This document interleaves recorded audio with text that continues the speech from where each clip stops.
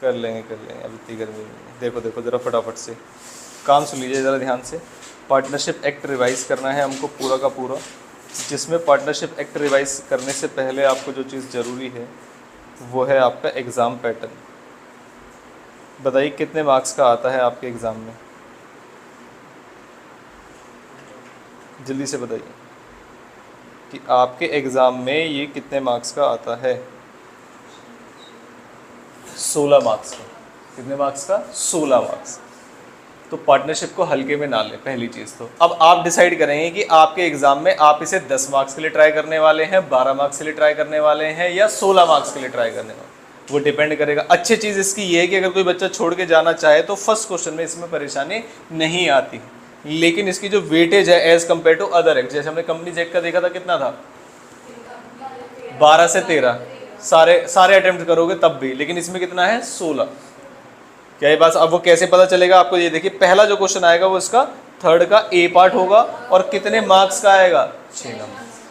पहली चीज समझ आई। फिर आइए दूसरी चीज में, फिर इसका नेक्स्ट क्वेश्चन फोर्थ में होगा, और बी पार्ट, और कौन सा? 6 मार्क्स। फिर से आ जाइए आगे, लास्ट में दिखेगा आपको बी पार्ट 4। तो कम से कम कितने का करना ही करना पड़ेगा आपको? 10। 6 और 4 मान लीजिए, 6 6 मान लीजिए तो 12, और अगर सब कुछ सही रहा तो 16 मार्क्स का आपको ये पेपर में आता है। आप ऐसा मान के चलिए लीस्ट एफर्ट वाला एक्ट होगा, और जो आपको मैक्सिमम मार्क्स देके जाएगा। क्या ये बात समझ में आ गई? फटाफट से। ठीक है, अब इसके लिए क्या पैटर्न हम डिसाइड करेंगे? देखो, हमने पार्टनरशिप एक्ट को ना 3 कैटेगरी में बांट लिया है।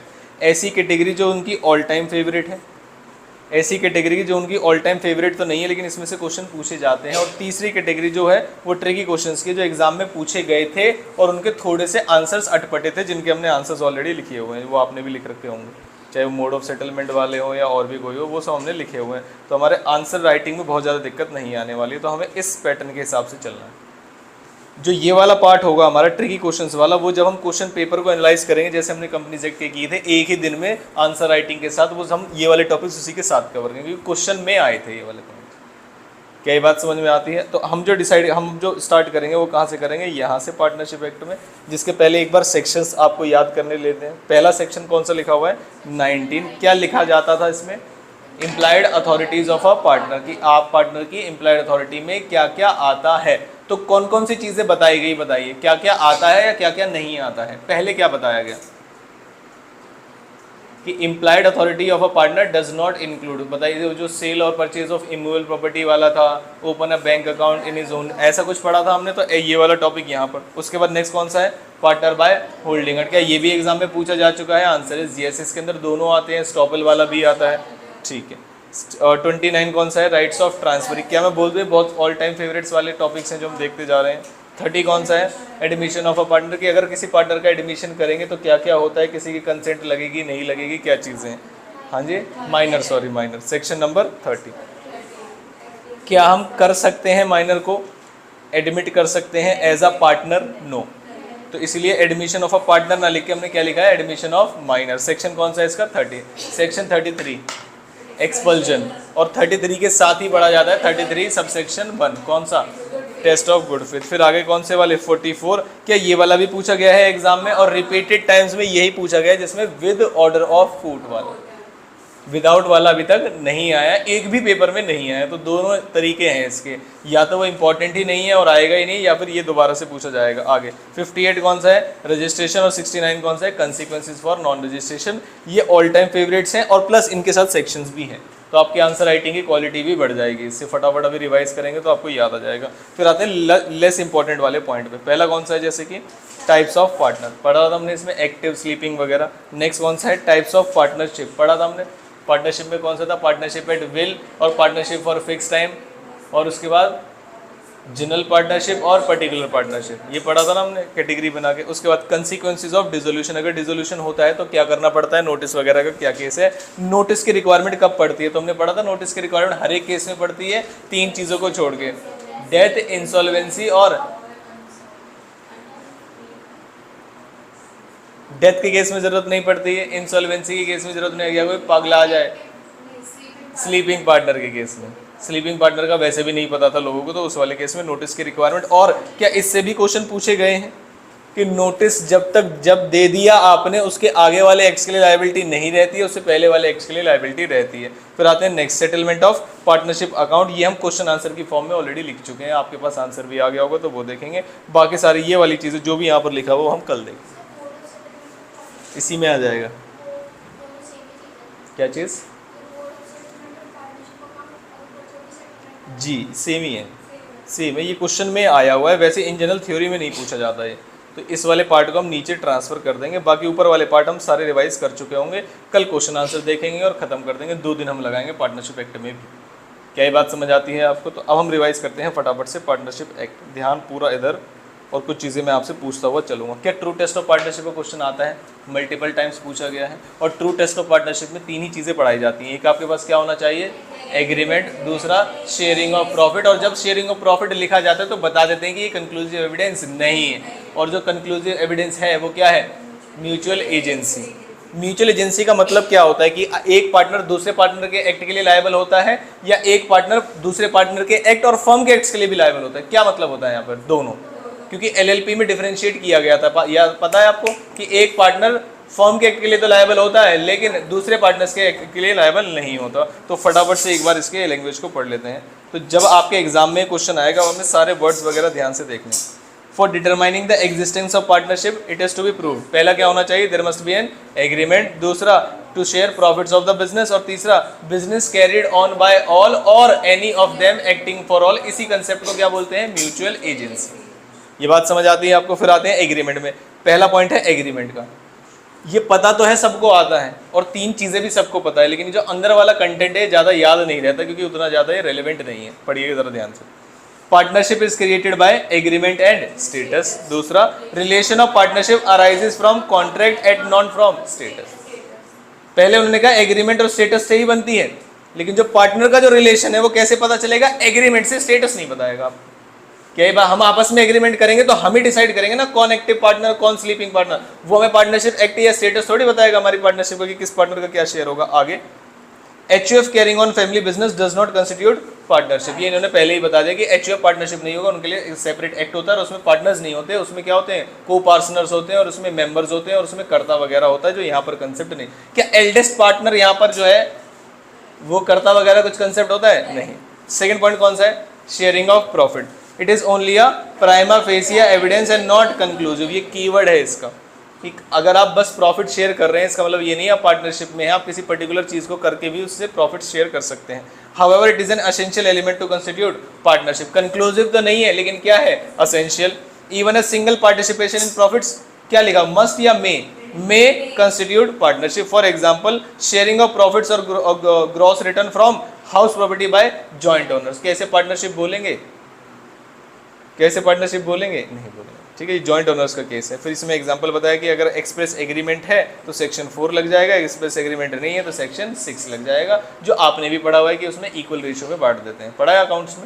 आगे फिर आते हैं थर्ड पॉइंट जो आपको अच्छे तरीके से पढ़ना है। पढ़िए क्या लिखा हुआ। पहला पॉइंट जो आपको कीवर्ड है वो क्या है इसमें? It is a cardinal principle of partnership law.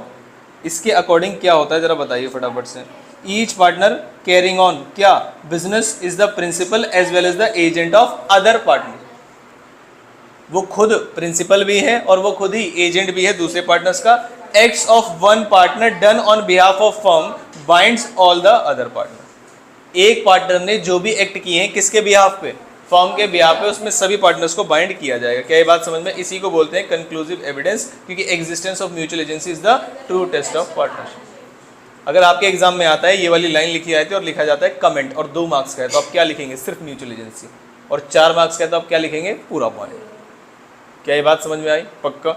आगे चलते हैं। नेक्स्ट कौन सा है? Kinds of partnership. ज़्यादा टाइम तो लगाने की जरूरत नहीं है हमें। काइंड्स ऑफ पार्टनरशिप में 2 तरीके हैं, बेस्ड ऑन ड्यूरेशन और based on existence of the business. कई बार आपके एग्जाम में बता देता है बेस्ड ऑन ड्यूरेशन और बच्चे ये वाले लिख के आ जाते हैं, तो आपको कैटेगरी भी पता होना ज़्यादा जरूरी है। ऐसा कंपनी में भी किया हुआ है उन्होंने कि टाइप्स ऑफ कंपनी बताइए on the basis of control, तो आपको गड़बड़ हो जाएगी। तो अगर आपके ड्यूरेशन की बात की जाए तो या तो आपने ड्यूरेशन सेट की होगी या ड्यूरेशन सेट नहीं की। अगर आपने ड्यूरेशन फिक्स कर रखी है तो इसे क्या बोलते हैं? Partnership for fix period. और अगर आपने ड्यूरेशन सेट नहीं कर रखी है तो partnership at will.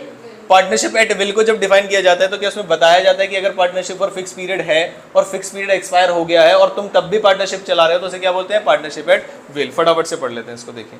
Where there is no fix period has been agreed upon for the duration of partnership, कब तक चलेगी कोई ड्यूरेशन तय नहीं है। There is no provision to determine partnership in case of partnership for fix period. If the partnership continues after expiry of fixed period, it will be deemed to be partnership at will और dissolve कब कर सकते हैं? Anytime by giving notice। Simple है ये वाला point, इसमें बहुत ज़्यादा एक्सप्लेनेशन की जरूरत नहीं है। दूसरा कौन सा है? Partnership for fix period. इसकी पहली लाइन पढ़िए, where there is no fix period has been agreed, और यहाँ पर क्या है? Where provision is made by the contract for duration of partnership. कब चलेगी? कभी भी कर सकता है, एट एनी टाइम। ठीक है, आगे डिसॉल्व कौन करे, कब, कैसे होगा? On expiry of fix period होगा, इसमें कोई नोटिस की रिक्वायरमेंट नहीं होती। अब आते हैं दूसरे वाली कैटेगरी। दूसरे वाली कैटेगरी कौन सी है? Based upon existence of business. ये एग्जिस्टेंस ऑफ बिजनेस कब तक के लिए है? तो अगर किसी पर्टिकुलर प्रोजेक्ट और वेंचर के लिए है तो क्या बोलेंगे? Particular partnership. और अगर इन जनरल हमने पार्टनरशिप बनाई है, चाहे कोई भी काम करे, तो उसे क्या बोलेंगे? General partnership. जैसे मान लीजिए मैंने कहा कि मैंने और सर ने पार्टनरशिप की है कि हम केडीसी चलाएंगे एजुकेशन पर्पस के लिए, तो ये कौन सी पार्टनरशिप हुई? पर्टिकुलर। कौन सी? पर्टिकुलर। एक एक्ट है, टाइम पीरियड नहीं। कई बार हमारे माइंड में फिक्स होता है कि एक 5 साल के लिए काम करेंगे, वो एक पर्टिकुलर पार्टनर नहीं, एक बिजनेस करेंगे। केडीसी एजुकेशन वाला, हमने कहा केडीसी के नाम पे जो भी बिजनेस करेंगे उसमें हम पार्टनर रहेंगे। बताइए कैसी पार्टनरशिप? General partner. क्या ये बात समझ में आई? तो इसको जरा थोड़ा सा ध्यान रखना, कंफ्यूजन में नहीं जाना चाहिए। आगे पर्टिकुलर में और जनरल में, तो पढ़िए पर्टिकुलर वाला point. Partnership organise for a execution of a single adventure or project. उसकी टाइम लिमिट तय नहीं की है उन्होंने, कोई एडवेंचर है, कोई प्रोजेक्ट है, उसे करना है। Partnership for road construction for government projects only. Partnership for road construction for government projects only. Dissolve कब करोगे? After completion of. आपको जो यहाँ पर पिक्चर दिखाई जाती है वो ये दिखाई जाती है कि मान लीजिए आपको शॉर्ट टर्म के लिए कोई कॉन्ट्रैक्ट मिला, हमने पार्टनरशिप की, उसको पर्टिकुलर पार्टनरशिप बोलते हैं। क्या ये बात समझ में आई? आगे फोर्थ कौन सी है? General partnership. Partnership constituted for business in general. Liabilities of the partner does not sect to a particular project or venture. वो जो भी वेंचर करेंगे, जो भी प्रोजेक्ट करेंगे फ्यूचर में, सभी में वो लायबल रहेंगे। क्या ये बात समझ में आई? ये 4 पॉइंट्स हो गए आपके किसके? काइंड्स ऑफ पार्टनरशिप के। हम फटाफट से उसमें आते रहेंगे और उसको टिक करते रहेंगे जो हम पढ़ते जा रहे हैं। हमने अभी तक क्या पढ़ा बताओ? इसमें से कोई टॉपिक पढ़ा है अभी तक हमने? नहीं। ट्रू टेस्ट ऑफ पार्टनरशिप कहीं लिखा है हमने? नहीं, जबकि बहुत इंपॉर्टेंट है तो हम लिख लेंगे अलग से, सेक्शन वाइज वाली लिस्ट में नहीं है। आ गए वापस। Next, partner by holding out. Section कौन सा है इसका? इसमें 2 तरीके बताए जाएंगे। व्हेन द पार्टनर, जो कि एक्चुअल पार्टनर नहीं है, जो पर्सन अपने आप को एक्सप्रेस करता है या शो करता है to be a partner, when in fact he is not, पहली चीज। दूसरा, और allows himself to be represented as a partner when in fact he is not. क्या ये बात समझ में आई? तो इसे पढ़ते हैं। Also known as partner by estoppel when a person, पहले क्या लिखा हुआ है? रिप्रेजेंट हिमसेल्फ और नोइंगली परमिट्स हिमसेल्फ। क्या दोनों पार्ट्स कवर कर लिए इन्होंने? Yes. To be represented as a partner of the firm when in fact he is not liable. इस केस में, फॉलोइंग केस में लायबिलिटी आएगी। तीनों केस को पढ़िए और मुझे समझाइए जल्दी से। पहला पॉइंट क्या है?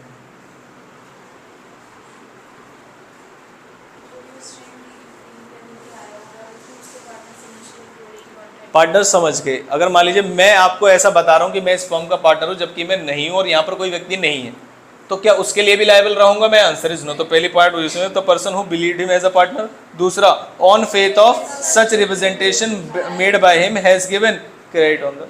तो पहले पॉइंट में पर्सन कौन सा, दूसरे पॉइंट में फेथ होना चाहिए और उसी फेथ के बेस पे क्रेडिट देना चाहिए। 3 बात आप याद रखेंगे, पर्सन, फेथ, क्रेडिट। ठीक है। एग्जाम्पल चलो स्टडी मेट से मैंने आपको लिखने के लिए बोला था। इसमें हम यूनिट वाइज नहीं जाएंगे, हालांकि इसमें 3 यूनिट्स है लेकिन हम इसमें यूनिट वाइज नहीं जाते। नेक्स्ट कौन सा लिखा हुआ है? रजिस्ट्रेशन ऑफ पार्टनरशिप और इसके कंसिक्वेंसेस। रजिस्ट्रेशन का सेक्शन 58 और कंसिक्वेंसेस का 69। ये याद कराए गए थे आपको? यस। अब देखिए पहला पॉइंट कौन सा है? आप क्या देंगे? Application for. इस क्वेश्चन को अच्छे से याद करेंगे। ठीक है, लास्ट वाला पेज निकाल लीजिए फटाफट से।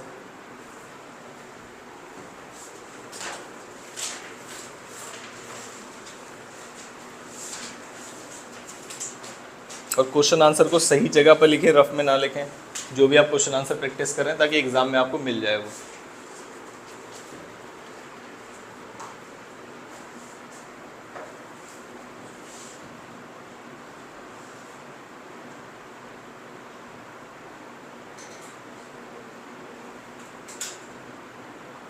ठीक है, पार्टनरशिप की हेडिंग डालिए और सेक्शन लिखिएगा सेक्शन 58।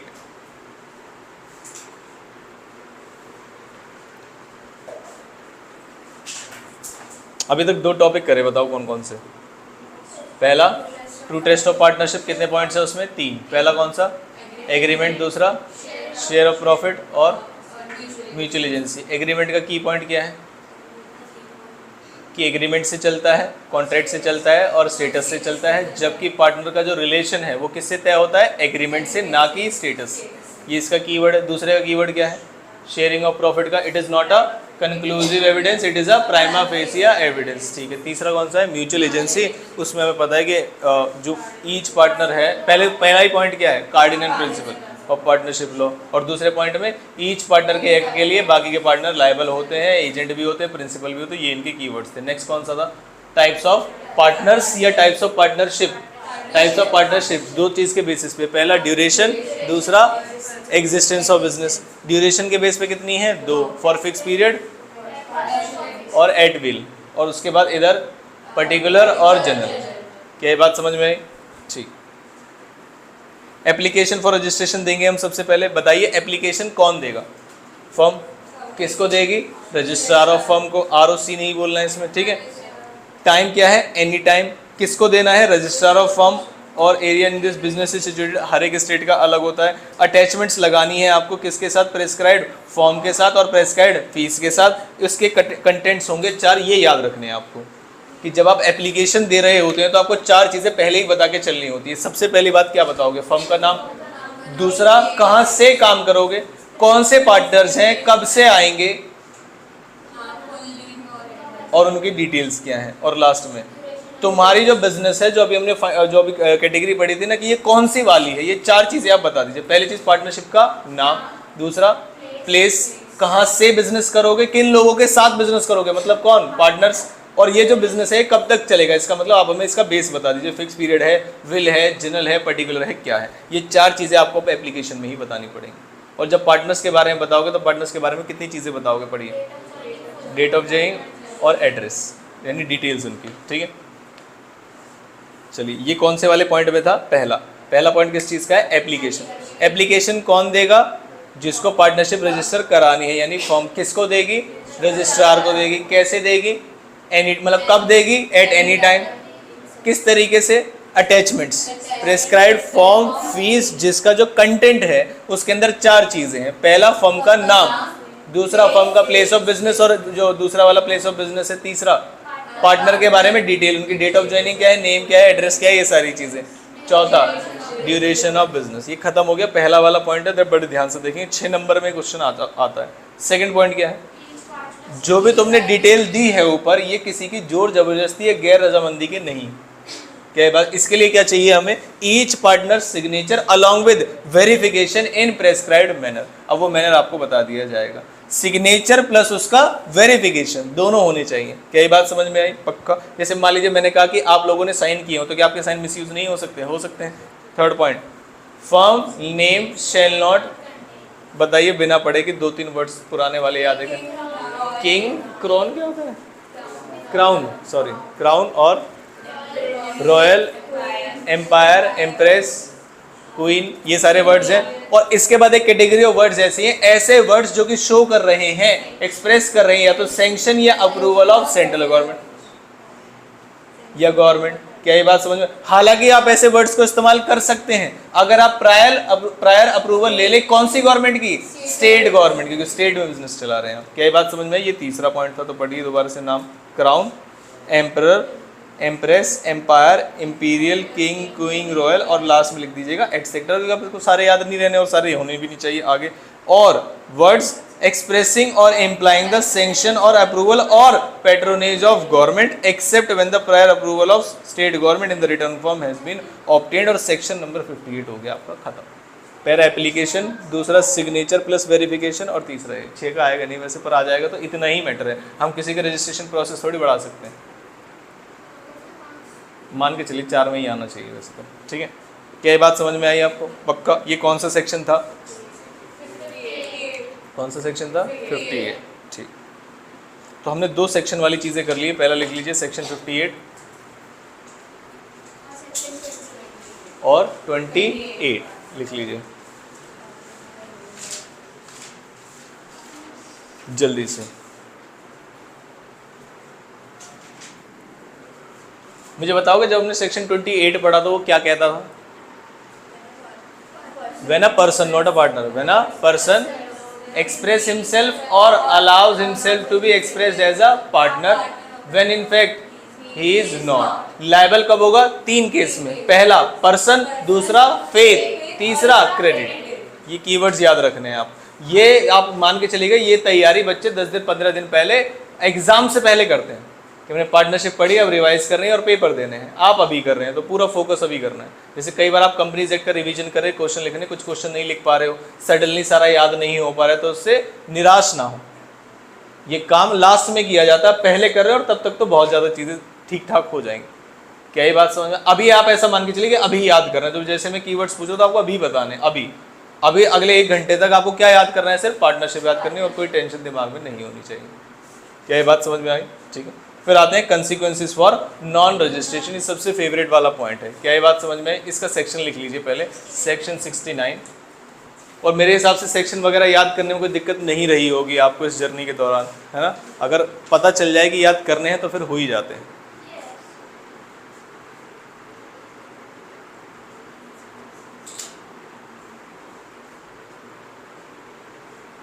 बताओ कितने कंसिक्वेंसेस थे? 4 थे या 3 थे? 4। एक्चुअल और कंस्ट्रक्टिव नोटिस, सस्पिशन और फॉर्जरी। किस चीज़ के हैं ये?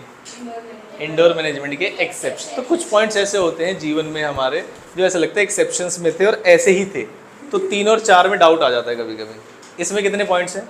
4 पॉइंट्स हैं हमारे। पहली चीज़ ये कहते हैं कि इंग्लिश लॉ वाले क्या कहते हैं, हम आपको वो बताएंगे। फिर इंडियन लॉ वाले क्या कहते हैं।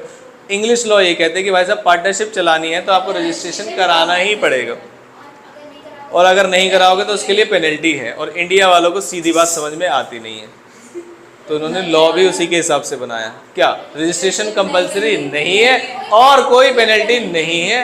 However following are the disabilities बोल सकते हो आप इसको, या कंसिक्वेंसेस फॉर नॉन रजिस्ट्रेशन आपके लिए हैं, जिसमें 4 बातें कही कवि ने। बताइए कौन कौन सी? Firm can not sue third party but third party can sue the firm.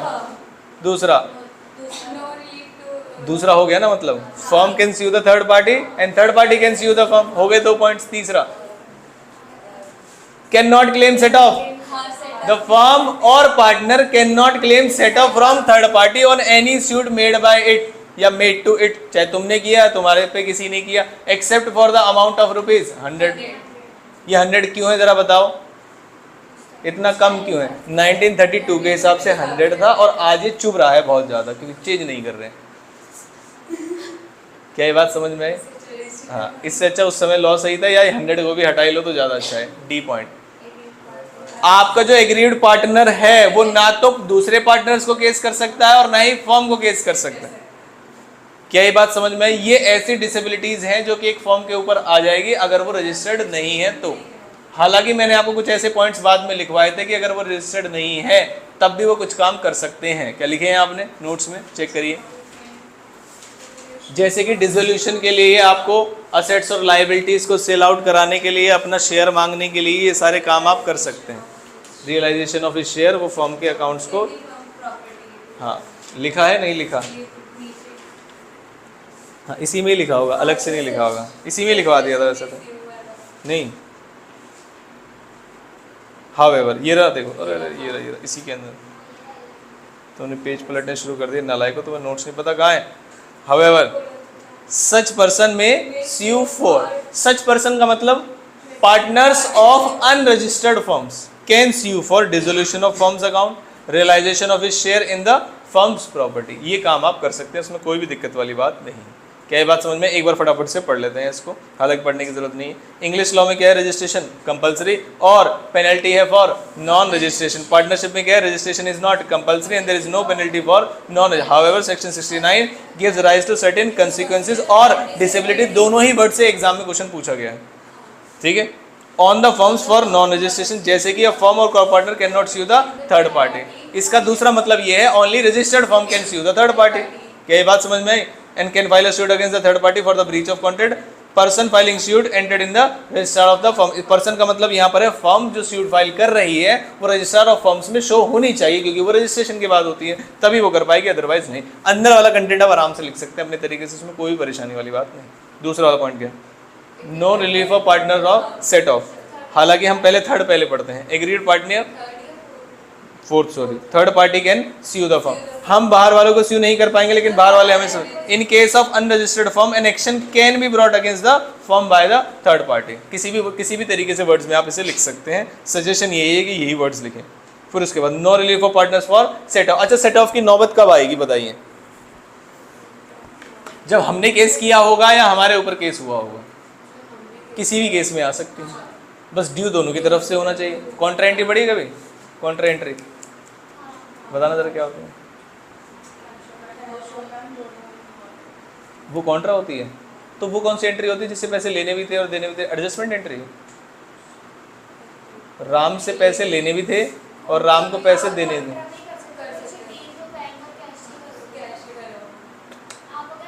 मेरा सवाल सुनो।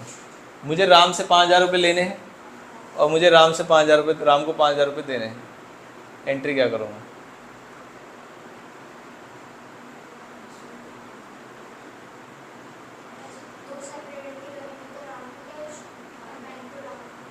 कैश तो गए नहीं,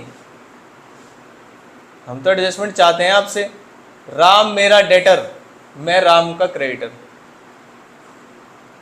एंट्री क्या होगी? चलो आ जाता हूँ, पूछ लेंगे। मैं चाहता हूँ मेरा जो डेटर है वो बुक्स में ना रहे और क्रेडिटर भी बुक्स में ना रहे, ना पैसे ले ना पैसे दें। एडजस्टमेंट। अब तुम कह रहे हो कैश और बैंक को लाओ। जब मैं पैसे की कोई मूवमेंट कर ही नहीं रहा तो मैं कैश और बैंक को क्यों लाऊं? राम को ही डेबिट करेंगे, राम को ही क्रेडिट करेंगे।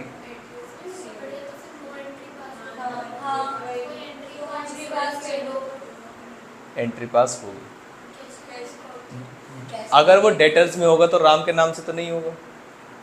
डेटर्स है मान लीजिए, तो मैं डेटर्स को कम कर दूंगा। डेटर्स को कम करने के लिए क्रेडिट करूंगा या डेबिट? क्रेडिट करेंगे। और मेरे क्रेडिटर्स है उसे पे करने के लिए क्या करूंगा? डेबिट करोगे। तो मैं क्या करूंगा? राम टू कैश अगर करता या कैश टू राम अगर करता तो कैश कैश उड़ जाएगा, क्या बचेगा? राम टू राम। यही है।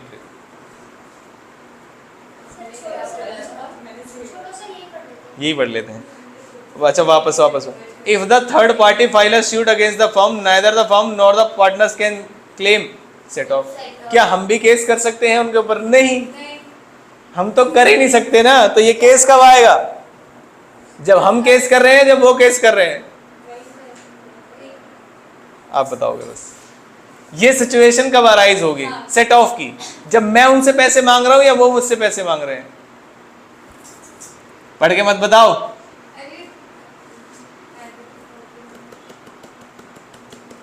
ये तो उसमें लिखा हुआ है, ये तो लेकिन एक केस है ना, दूसरा नहीं हो सकता क्या? भाई वो मुझसे पैसे मांगे तो मैं बोल दूंगा एडजस्टमेंट कर लो, या मैं उनसे पैसे मांग लूं, बात तो एक ही है। नहीं है एक बात? तो क्या है सही बात? सुनो सुनो सुनो, सिंपल सा सवाल है। मुझे आपसे 5,000 रुपये लेने हैं। मैं हूं अनरजिस्टर्ड पार्टनरशिप फर्म का पार्टनर। मुझे आपसे कितने पैसे लेने हैं? 5। आपको मुझसे लेने हैं 15,000। तो चाहे मैं केस करूं आपके ऊपर 5,000 लेने के लिए या आप केस करें 15,000 लेने के लिए, दोनों ही केस में मैं बोल सकता हूं ना कि मेरे 5,000 हैं, एडजस्ट करिए। हाँ, ये है दूसरा गलत जवाब। पहली चीज तो 100 रुपए के लिए बोल सकते हैं सिर्फ। ना बोला। कितने के लिए बोल सकते हैं? नहीं बोल सकते, क्योंकि हम तो केस कर ही नहीं सकते। केस ही एक होगा जब वो केस करेंगे हमारे पर, इसलिए एक्सप्लेनेशन सही लिखी हुई है। नालायक। इफ द थर्ड पार्टी, हाँ मेरा काम ही, if the third party file a suit against the firm. अगर थर्ड पार्टी केस फाइल कर रही है तो हम भीख नहीं मांग सकते कि भाई साहब हमारा पैसा भी एडजस्ट कर लो, बात खत्म। इसी को बोलते हैं neither the firm nor the partner can claim set off except when the claim is valued up to ₹100। Third point, agreed partner can not sue the firm और पार्टनर। तो partner of an unregistered firm or any person on his behalf, इसका मतलब बताइए मुझे। Any person on his behalf का मतलब अगर मान लीजिए किसी अनरजिस्टर्ड फर्म के पार्टनर की डेथ हो जाती है, इंसैनिटी हो जाती है, कुछ भी हो जाती है, तो वो खुद थोड़ी करेगा, तो उसके पर्सन कोई भी बिहाफ पे कर सकता है। Can not file a suit against the firm or any other partner. However अगर बंद कराने वाली बात आ जाए तो ये दोनों चीजें आप करा सकते हैं। और ये पॉइंट हो गया हमारा खत्म। कौन सा? Section number 69। हम आए इधर, कौन कौन से पॉइंट हमने खत्म कर लिए हैं जरा जल्दी से बताओ। होल्डिंग आउट, बस रजिस्ट्रेशन कर लिया है, कंसिक्वेंसेस कर लिए हैं, वापस आए हैं। अब किस पे आ गए? Dissolution of firm. एग्जाम में बार बार कौन सा पूछा जाता है? With order of court. तो पहले हम उसी को रिवाइज करेंगे, फिर आगे चलेंगे। कोर्ट कब बोलेगा हमसे, हस्तक्षेप कब करेगा? हस्तक्षेप का मतलब समझते हो? दखल अंदाजी। तो कोर्ट कब करेगा? जब उसको अचानक से याद आएगा या उसके पास एप्लीकेशन जाएगी? उसके पास एप्लीकेशन। तो कोर्ट में at the suit of the partner dissolve a firm on the grounds like, जैसे कि इंसैनिटी और अनसाउंड माइंड। किसकी? पार्टनर की। When any of the partner became of unsound mind sued by whom. कौन कर सकता है? अदर पार्टनर्स कर सकते हैं, next friend of insane partner. ये पढ़ाया था मैंने आपको। दूसरे पार्टनर्स कर सकते हैं एक्सेप्ट कौन पागल हो रहा है? स्लीपिंग पार्टनर, या फिर पागल नहीं हो रहे हैं, वो टेम्परेरी सिक है। ठीक है। बी पॉइंट, परमानेंट इनकेपेसिटी किसकी? फर्म की या पार्टनर की? किसी एक partner. When any partner become permanently incapable of performing his duties as partner due to physical disabilities और इलनेस। पार्टनरशिप तो खत्म करनी है ना आपको। अब रिमेनिंग पार्टनर्स कंटिन्यू करेंगे पार्टनरशिप को, तो वो एक नई पार्टनरशिप होगी, ये वाली तो डिसॉल्व हो जाएगी। तो 2 पॉइंट हो गए। पहला पगला जाए जिसे बोलते हैं, दूसरा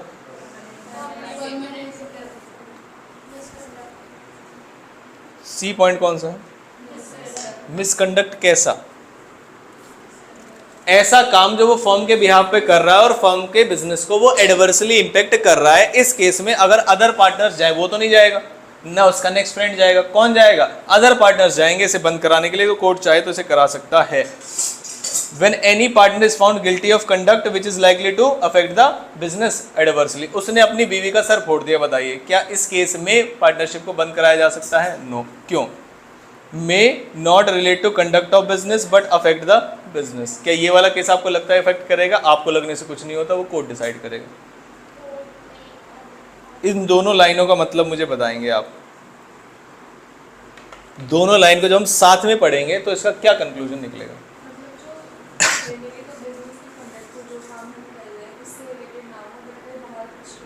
उससे रिलेटेड नहीं होना चाहिए वो काम।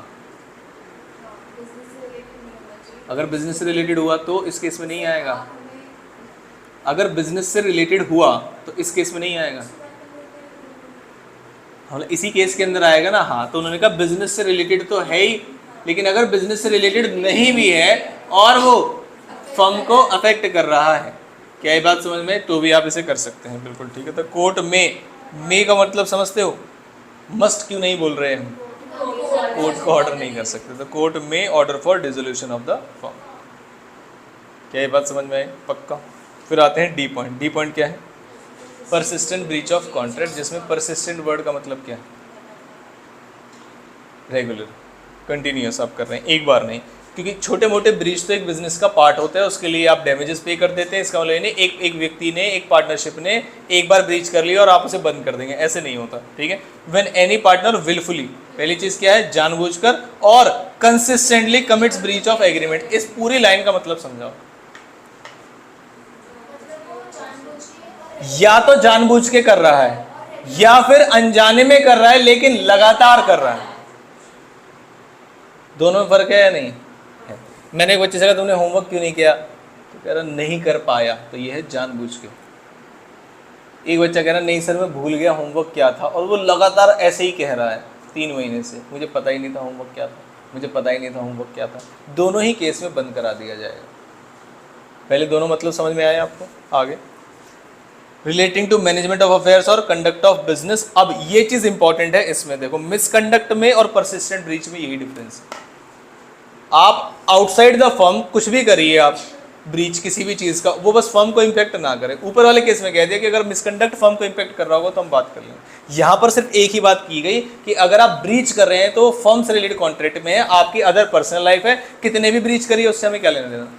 क्या ये बात समझ में? उन्होंने ये बात इफेक्ट वाली बताई नहीं है यहाँ पर कि आउटसाइड वाले ब्रीच अगर इफेक्ट करेंगे तो क्या बाहर वाले मुद्दों के लिए भी कर सकते हैं, नहीं बताया। ब्रीच किससे रिलेटेड होना चाहिए? बिजनेस से रिलेटेड। अब इसके कुछ पॉइंट्स हैं, 4 पॉइंट्स हैं ऐसे।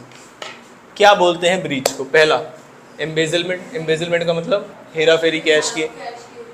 ये holding more than cash allowed, ये भी एक गलत पॉइंट है, इसमें कभी भी गड़बड़ हो सकती है। उसके बाद कीपिंग एरोनियस अकाउंट, जिसका मतलब क्या होता है? जो किसी को नहीं पता चुपचाप रख रहे हो आप गलत तरीके से। और last refusal to show accounts, जिसमें क्योंकि ये पार्टनर का राइट है, पता है ना, right to inspect the books of accounts, ये सारी चीज़ें उनका राइट होता है। ठीक, तो 4 पॉइंट हो गए। पहला पॉइंट कौन सा था?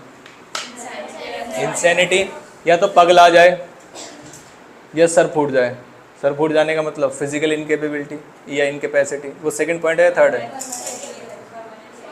Permanent incapacity. थर्ड पॉइंट कौन सा है? मिसकंडक्ट कर रहे हो, चाहे बिजनेस से रिलेटेड है या आउटसाइड द बिजनेस जो इम्पेक्ट कर रहा है, या फिर आप ब्रीच कर रहे हैं लगातार, चाहे विलफुली कर रहे हैं या फिर कंसिस्टेंटली कर रहे हैं, और वो रिलेटेड किससे होना चाहिए? बिजनेस के अफेयर से। ठीक है। ई point transfer interest. Transfer interest का मतलब क्या है यहाँ पर? जब एक पार्टनर अपने किसी पार्टनरशिप फर्म के शेयर को कंप्लीटली अलाउ कर देता है बेचने के लिए, या तो नॉर्मल ट्रांसफर कर रहा है या फिर as a land revenue transfer कर रहा है, as recovery of land revenue transfer कर रहा है। दोनों ही केस में क्योंकि वो पार्टनर नहीं रहेगा, इसलिए पार्टनरशिप जो क्या हो जाएगी? डिसॉल्व हो जाएगी। लैंड रेवेन्यू एरियर्स का मतलब होता है एक तरीका होता है जिससे कि लैंड रेवेन्यू एरियर का मतलब, अगर मान लीजिए किसी के पास कोई उधार है और वो नहीं दे रहा है, तो लैंड रेवेन्यू में एक प्रोसीजर बताया कि इस तरीके से आप रिकवर कर सकते हैं। तो वो यही कह रहे हैं, अपने शेयर को उसने रिकवरी में दे दिया है कि लो कर लो रिकवर, जितना बनता है अपने से बेच लो और बस बाकी दे दो। किसी और को पार्टनर बनाने का उद्देश्य नहीं है उसका। क्या ये बात समझ? बस बेचने का उद्देश्य। तो पढ़िए, when any partner has transferred his whole interest in the firm or has allowed his share to be sold in the recovery of arrears of land revenue. दोनों का मतलब समझना जरा ध्यान से। मैं चाहता हूं कि सुजीत मेरी पार्टनरशिप में मेरी जगह पार्टनर बन जाए, तो यह है पहला वाला पॉइंट। मैंने आप चारों लोगों से उधार लिया हुआ है और इस पार्टनरशिप में मेरी असेट्स हैं, तो मैंने कहा आप चारों लोगों से भाई साहब इन असेट्स को बिकवाओ और पैसे ले लो, मैंने आपको सारे अधिकार दे दिए, तो मैं आपको पार्टनर नहीं बनाना चाह रहा हूँ। दोनों केस अलग अलग हैं। समझ में आया? लैंड रेवेन्यू वाला केस। ठीक। एफ पॉइंट क्या है? कंटिन्यू और perpetual when it is not possible to conduct the partnership other than loss, मतलब लॉस के अलावा पार्टनरशिप चल ही नहीं सकती, कोई ऑप्शन ही नहीं है, तो आपको बंद कर देना चाहिए। और जी पॉइंट में क्या है? जस्ट एंड इक्विटेबल ग्राउंड्स, और इसमें कितने पॉइंट्स हैं? 4। When court is of the opinion it is description, उसे लगता है कि गड़बड़ है तो कर देगा। 4 पॉइंट्स है। डेडलॉक इन मैनेजमेंट, पार्टनर्स आपस में बात नहीं कर रहे हैं। लॉस ऑफ सब्सटेंटर का मतलब बेसिक बुनियाद जो है उसकी वही खत्म हो गई है। और gambling bye partner in stock exchange, इसको हमें याद करना है फटाफट से जी। एक होती है स्ट्राइक और एक होता है लॉकआउट, दोनों में क्या डिफरेंस है? लॉकआउट मैनेजमेंट, तो मैनेजमेंट ने बंद कर दिया। ठीक है। अब आते हैं इसको याद कैसे करेंगे। याद करने के लिए कि सवा बुलाई हमने पढ़ के थोड़े ना, अब याद करने हमें। ये कौन सा सेक्शन हम पढ़ रहे हैं? नालायक। इसीलिए दिक्कत, आगे बढ़ चुके हैं हम, पूरे दिमाग को लाएं घर से बाहर। घर से बाहर मतलब कोचिंग तक। सेक्शन 44 वाले पॉइंट से, जिसमें सबसे पहले हम पहली बात करेंगे किसकी, बताइए कि पहले उसका क्या खराब हुआ? दिमाग। फिर उसका कपार फूट गया, इसका मतलब समझते हैं आप? क्या चीज़? फिजिकल या परमानेंट इनकेपेबिलिटी। तो हम परमानेंट लिख दें। परमानेंट का मतलब हमेशा के लिए हुआ है, ये टेम्परेरी नहीं है। Permanent incapacity. और कोई दिक्कत उसकी? शारीरिक दिक्कतें बताइए। बस अब क्या कर रहा है वो? ये शारीरिक दिक्कतें खत्म हो गई हैं। अब आते हैं अगले वाले, जो मानसिक, वो जानबूझ के कर रहा है, इंटेंशनली। क्या क्या कर रहा है वो बताएं? वो मिसकंडक्ट कर रहा है, और वो क्या कर रहा है? ब्रीच कर रहा है। ये बातें समझ में आई मैं क्या कह रहा हूँ? पहले उसे कुछ दिक्कतें थी, फिर वो अब जानबूझ के कर रहा है। 4 पॉइंट्स हो गए। टोटल कितने हैं? 6 हैं? 7। बताइए फटाफट से आगे क्या करें। अब कौन कौन से पॉइंट्स रह गए? और अब हम इनमें से 2 अच्छे पॉइंट्स बताइए जो आप याद रख सकते हैं, जैसे कि एक ट्रांसफर ऑफ इंटरेस्ट। अब एक तो वो ब्रीच कर रहा है, हमने कहा इसी में करेंगे, या तो मिसकंडक्ट कर रहा है, या ब्रीच कर रहा है, या अपना शेयर ही बेच रहा है। ये 3 काम वो यहाँ कर रहा है।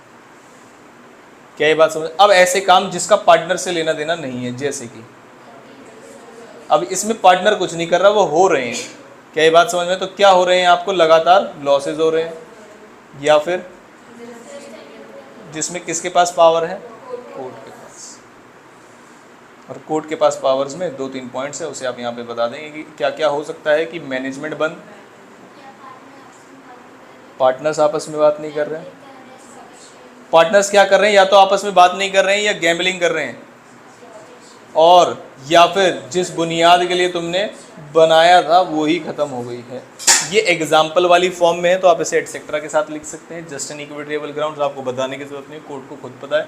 1-2 पॉइंट अगर याद रह जाएंगे तो अच्छी बात है। तो हमने 3 कैटेगरी के अंदर इसको बांट दिया है, और मेरे हिसाब से अब आपको दोबारा रटने की जरूरत नहीं होनी चाहिए। इनमें से क्या होता है कि 7 में से हमें कुछ पॉइंट्स याद रह जाते हैं और कुछ पॉइंट्स हम गड़बड़ कर देते हैं। जैसे अगर आपको याद आए डेडलॉक इन मैनेजमेंट, तो कई बार बच्चे क्या करते हैं, उस पॉइंट को यहाँ लिख देते हैं। यहाँ का मतलब समझ रहे हो, मेन हेडिंग बना देते हैं, जबकि वो मेन हेडिंग थी नहीं। Partners not in talking terms 6-7-9 points बना के आ जाते, पता चला कि मेन आंसर के 4 ही थे, बाकी तो बना के आ गए। क्या ये बात सुन? तो पार्टनर के साथ क्या क्या हो सकता है? पार्टनर्स इंसेनिटी हो सकते हैं या परमानेंट इनकेपेबल। पार्टनर कर क्या सकते हैं? मिसकंडक्ट, ब्रीच और अपना शेयर बेच सकते हैं। कितने पॉइंट्स हो गए? 5। अब अपने आप जो हो सकता है वो क्या है? या तो लॉसेस हो रहे होंगे या कोर्ट अपने आप। क्या ये बात समझ में आई? कैटेगरी आप बना लेंगे। बताओ, पहली कैटेगरी अगर बनाऊं तो इसका नाम क्या रखूं? शारीरिक समस्याएं। लिखते कैसे हैं?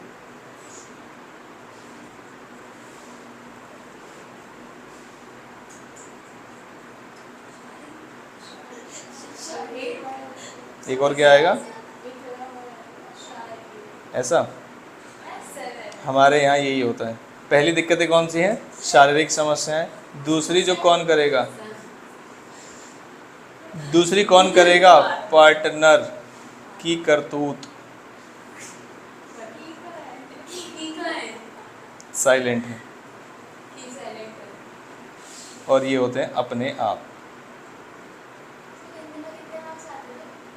मेरे A+, संस्कृत में भी A+। शारीरिक का भी लिखवाना आया ही नहीं। ये लो, पहली बात तो तुम ये बोलो शारीरिक लिख क्यों रहे हो? इसमें इंसेनिटी शारीरिक में आती है क्या? नहीं, मानसिक में आती। तो इस समस्याएं अगर लिख दिया तो अरे रुक जाओ, ऐसे नहीं लिखते पक्का, मानसिक लिखते हैं। हाँ तो मतलब तो वही है ना उसका।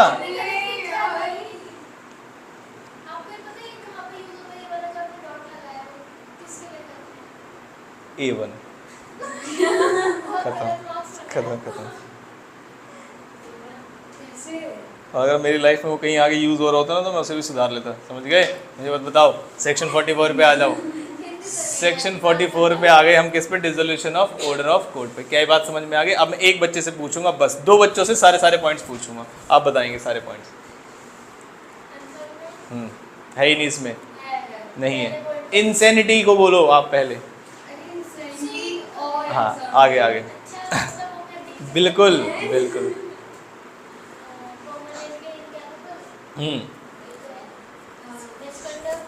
इनकैपेसिटी। हाँ चलो आगे।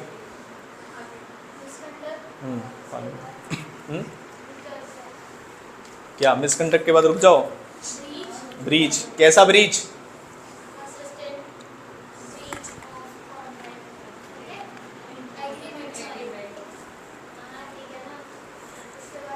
अब बोलना कि एग्रीमेंट और कॉन्ट्रैक्ट में क्या ही फर्क है ना?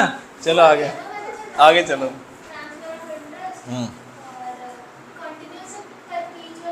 Very good.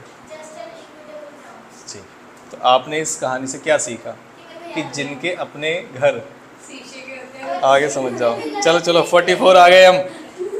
ये वाला कभी आया नहीं है पेपर में, लेकिन क्योंकि आपको अपनी किस्मत पे और मुझे आपसे ज़्यादा विदाउट ऑर्डर ऑफ कोर्ट, कि जब कोर्ट हस्तक्षेप ना करे तो पार्टनर्स आपस में किस किस तरीके से बंद कर सकते हैं, जिसमें पहला पॉइंट क्या है, बाय एग्रीमेंट, जिसका मतलब यह आ गया आओ मिलके इस पार्टनरशिप को बंद करते हैं, अब इससे ज़्यादा हमसे नहीं झिलेगा। सेकंड पॉइंट क्या है, कंपलसरी डिसोल्यूशन, ये ऑटोमेटिक ही हो जाएगा। कैसे, जब कोई तुम गलत काम करने लगोगे। तो कैसा गलत काम है, जैसे कि अगर आपका जो काम कर रहे हो वो ऑटोमेटिकली क्या हो जाए, अनलॉफुल, जैसे मैंने आपको प्लास्टिक वाला केस बताया था। क्या ये बात समझ में है कि आप प्लास्टिक यूज़ कर रहे हो, गवर्नमेंट ने बैन कर दिया, it is unlawful to carry out the business. तो अगर आपके पास सेपरेट एडवेंचर है तो एक एडवेंचर के इलीगल और या पर स्टार्ट मतलब आगे ना चलाने की वजह से दूसरे वाला ऑटोमेटिकली नहीं होगा। बंद कौन सा होगा, कौन सा एडवेंचर, जो इलीगल वाला पार्ट है, और जो लीगल वाला पार्ट है उसे चला सकते हैं, यही बात की गई है। थर्ड पॉइंट क्या है, वे नोटिस। पहला नोटिस में क्या लिखा है, बाय नोटिस में where partnership agreement it can be dissolve by any partner by giving notice to all the other partners in writing. और अगर नोटिस में तुमने डेट नहीं लिखी कि कब से है तो क्या करेंगे, तो जिस दिन नोटिस आया था उस दिन से मान लेंगे कि तुम बंद कराना चाहते हो, या फिर अगर तुमने नोटिस में डेट लिखी हुई है तो उस डेट से। क्या ये बात समझ में आई। Fourth point, on happening of certain condition. अभी तक हमने 3 पॉइंट्स पढ़े, बताओ जरा। पहला कौन सा, बाय एग्रीमेंट, आओ मिलके आपस में खत्म करें इस पॉइंट। दूसरा, ऑन कंपलसरी डिसोल्यूशन, जिसमें बिजनेस ऑटोमेटिकली अनलॉफुल हो जाएगा। तीसरा, बाय नोटिस, नोटिस कौन देगा, where partnership it is will, तो आप किसी भी टाइम नोटिस दे सकते हैं। नोटिस देते समय आप नोटिस में या तो डेट बताएंगे या डेट नहीं। नोटिस किसको देना है, रजिस्ट्रार को नहीं देना, अदर पार्टनर्स को देना, भाई साहब हम बंद करना चाहते हैं। क्या ये बात समझ में आई। और उसके अंदर क्या लिखा होगा, या तो नोटिस के अंदर डेट मेंशन होगी या डेट मेंशन नहीं, अगर डेट मेंशन है तो वहां से, और अगर डेट मेंशन नहीं है तो डेट ऑफ नोटिस से। क्या ये बात समझ में। और on happening of certain contingency, जिसके अंदर आया है मतलब खत्म ही हो जाएगा काम। जैसे कि पार्टनरशिप फॉर फिक्स पीरियड था, फिक्स पीरियड एक्सपायर हो गया, पर्टिकुलर पार्टनरशिप था, कंप्लीट हो गया। डेथ और इंसॉल्वेंसी में तो ऑटोमेटिक होते हैं। क्या ये बात समझ में आई। तो इसलिए वो ज़्यादातर नहीं पूछते, इसका कारण समझ में आया। 4, 6 और 6 तो ज़्यादा से ज़्यादा 4 मार्क्स से पूछ सकते हैं इसको, 6 और 6 में तो नहीं पूछ सकते, छोटे से पॉइंट से। इसीलिए जो दूसरा वाला पॉइंट है वो बार बार पूछा जाता है, ये है इसका लॉजिक। क्या ये बात समझ में आई, पक्का। ठीक, ये हो गया हमारा कौन सा, डिसोल्यूशन वाला पार्ट। हम आए वापस और डिसोल्यूशन को कर देते हैं हम। अगला फेवरेट पॉइंट आने वाला है, बताओ मेरा कौन सा, पार्टनर को निकालने वाला पॉइंट। माइनर बाद में, एक्सपल्शन। सेक्शन कौन सा है एक्सपल्शन का, section number 33। Is it possible to expel a partner, लिखा हुआ है यहाँ पर इन जनरल। क्या अदर पार्टनर्स मिलके एक दूसरे पार्टनर को यूनैनिमस अप्रूवल से निकाल सकते हैं। It is a general statement, बताइए ट्रू और फॉल्स। फॉल्स, ये स्टेटमेंट फॉल्स है। एक पार्टनर के पास राइट है not to get expelled from partnership by just unanimous approval of all the other partners. क्या ये बात, हालांकि अगर आप फॉलोइंग पॉइंट्स को कंसीडर करेंगे तो आप एक पार्टनर को वैलिड तरीके से एक पार्टनरशिप फॉर्म से निकाल सकते हैं, जिसमें 3 और 3 दोनों पॉइंट्स, पहले 3 पॉइंट्स और बाद वाले 3 points.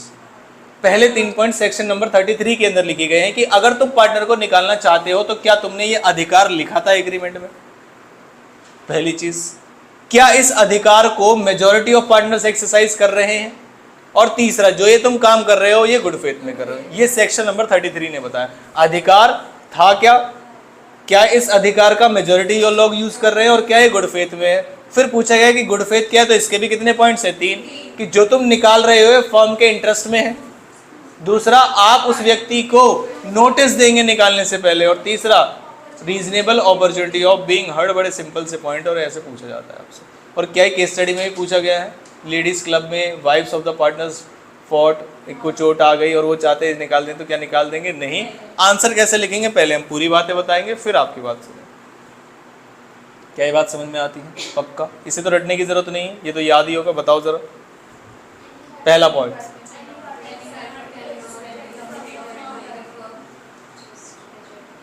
Bye simple majority of partners, ठीक है। हाउएवर इन द या फॉलोइंग केसेस आप इसे एक्सपेल कर सकते हैं validly. Power of expulsion must be there at the in the agreement या पार्टनरशिप डीड जिसे बोलते हैं। Power must be exercise by majority of partners and in good faith. And test of good faith के अंदर section 33 subsection 1 क्या कहता है, expulsion must B in the interest of the firm. और दूसरा, partner to be expelled must be served with a notice. आप इसे अपने वर्ड्स में भी लिख सकते हैं। And he should be given a reasonable opportunity of being heard। क्या ये बात समझ में है, ठीक। ये सुनने में जितना सरल है, अब सुनना ज़रा ध्यान से, 3 पॉइंट्स हो सकते हैं, समझ में आया? तो आप इसको ध्यान रखेंगे, ठीक है। ये एक्सपल्जन वाला था इसलिए मेरा फेवरेट है ये, और ख़त्म भी हो गया क्योंकि आगे आते हैं। अब आए माइनर वाले में। माइनर वाले में कोई दिक्कत है क्या? माइनर क्या कर सकता है, क्या नहीं कर सकता? इससे ज़्यादा ज़रूरी ये है कि माइनर के जब माइनॉरिटी ख़त्म होगी तो क्या होगा। तो क्या आप बता सकते हैं अगर माइनर की माइनॉरिटी ख़त्म हो रही है, अब उसके पास क्या ऑप्शन है? इस इलेक्ट करने को कितने दिन का समय है? कहाँ से शुरू होंगे?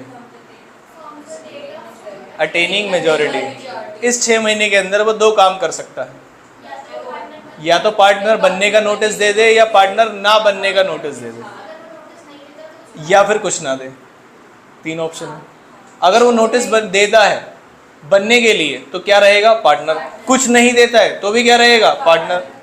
और अगर मना कर दे तो नहीं रहेगा। नोटिस की डेट से पहले पहले के एक्ट्स के लिए लायबल होगा और उसके बाद वाले एक्ट्स के लिए लायबल नहीं होगा। हालांकि अगर वो पार्टनर बनना चाहे तो, अगर वो क्या बनना चाहे? पार्टनर, तो कौन से एक्ट और कब से के लिए लायबल होगा? फ्रॉम डेट ऑफ ज्वाइनिंग से लायबल हो जाएगा और पर्सनली लायबल हो जाएगा। जी बताइए।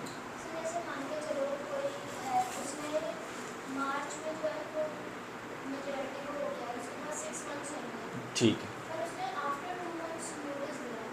तो अब आप ये पूछना चाहते हैं क्या वो मई और जून के लिए लायबल होगा? आंसर इज यस जी, क्योंकि आप इस पार्टनरशिप में कंटिन्यू नहीं रहना चाहते हैं। कब बताया? तो उस 2 महीने में भी एग्रीमेंट्स ट्रांजैक्शंस हुए होंगे जिसमें आप पार्टनर थे। आपने तो 2 महीने बाद मन बनाया है ना, तो आपको नोटिस की डेट से हम कोई दिक्कत नहीं करेंगे, लेकिन तब तक के लिए तो आप लायबल रहेंगे। फिर सवाल आया कि वो माइनॉरिटी वाले की तरीके से लायबल होगा जिसमें उसका स्टेट लायबल होगा या वो पर्सनली लायबल? तो उसका स्टेट ही लायबल होगा, पर्सनली लायबल नहीं होगा, क्योंकि उसने नोटिस दे दिया और लो ने उसको ये वाला टाइम जो है अलॉट किया था 6 महीने वाला। क्या बात समझ? फिर भी हम एक बार इसको पढ़ लेते हैं। जनरल रूल क्या है? ये जनरल रूल आपसे पूछे जाते हैं। Can a minor be admitted as a partnership in a firm? No, a minor can not be admitted as a partner in a firm, however he can be admitted to the benefits of partnership. क्या LLP में minor को add कर सकते हैं to the benefits of LLP? Answer is no. Minor के right क्या है? Minor के राइट जानना बहुत जरूरी है। 3 राइट्स हैं इसके। क्या क्या कर सकता है वो? 4 है, सॉरी। वो तो अटॉर्निंग मेजोरिटी में क्या करना है वो एक अलग कंसेप्ट हो गया। पहली चीज, 3 ही राइट्स है वैसे उसके। क्या राइट है? पहला, जो भी शेयर है हमारा प्रॉफिट का वो तुमसे मांग लेगा। इसका हिसाब किताब होगा तुम्हारे पास तो वो एक्सेस भी कर सकता है, इंस्पेक्ट भी कर सकता है और कॉपी भी ले सकता है। ऐसा कुछ प्रोविजन और कहाँ है बता सकते हो जिसमें वो कुछ नहीं कर सकता या कर सकता है? ट्रायल्स ऑफ ट्रांसफरी में at the time of dissolution वो अकाउंट्स मांग सकता है, लेकिन उसे क्या नहीं कर सकता? चैलेंज नहीं कर सकता। Third point, can see you क्या कर सकता है? पार्टनर्स। किस चीज के लिए? फॉर अकाउंट्स और repayment of share only when his connection with the firm. आप दूसरों के ऊपर केस करोगे, लेकिन कब? ये नहीं हो रहा कि फर्म बंद कर रहे हैं, आप फर्म से छोड़ के जाओगे तब आप केस करके जाओगे यहाँ से। क्या बात सुन? तब आप केस कर सकते हैं and not otherwise. Fourth point क्या है? ऑन अटर्निंग मेजोरिटी ही में, ये भी उसका अधिकारी एक तरीके से, ही में elect to become a partner or not to become a partner by giving public notice within 6 months after attaining majority. उसके बाद आगे की केसेज जो आपने अभी बताए।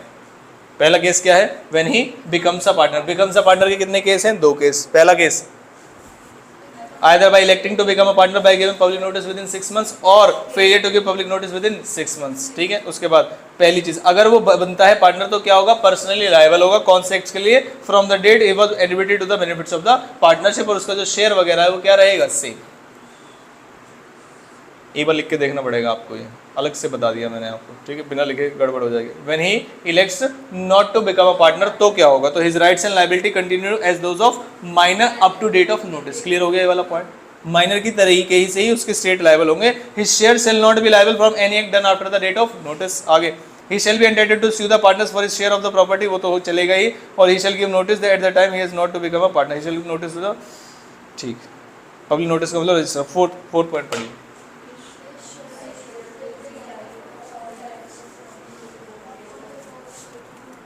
बताया था मैंने आपको, डेट ऑफ नोटिस से पहले उसका शेयर ही लायबल होगा। ये मत कहना कि अब तो वो मेजर हो गया तो पर्सनली लायबल कर देंगे। ये भी मेरे हिसाब से अगर इसके ऊपर केस स्टडी बनाई जाए तो मैं गारंटी दे सकता हूँ कि मेजॉरिटी बच्चे इसको गलत करके आ जाएंगे, क्योंकि उसके बाद वो, और उसके बाद उसमें जुमला भी डाल दो जब ये एक्ट्स हुए तब वो मेजर था।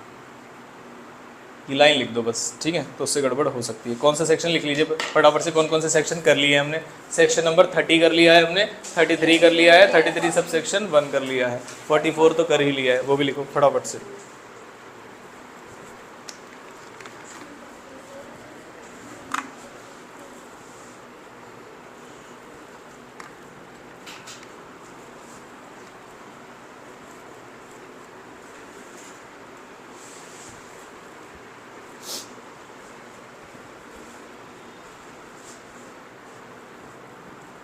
जितना टाइम आपको कंपनी लेगी रिवाइज करने में, उसके 50% टाइम में पार्टनरशिप रिवाइज हो जाएगी। इसकी लैंग्वेज बड़ी इजी।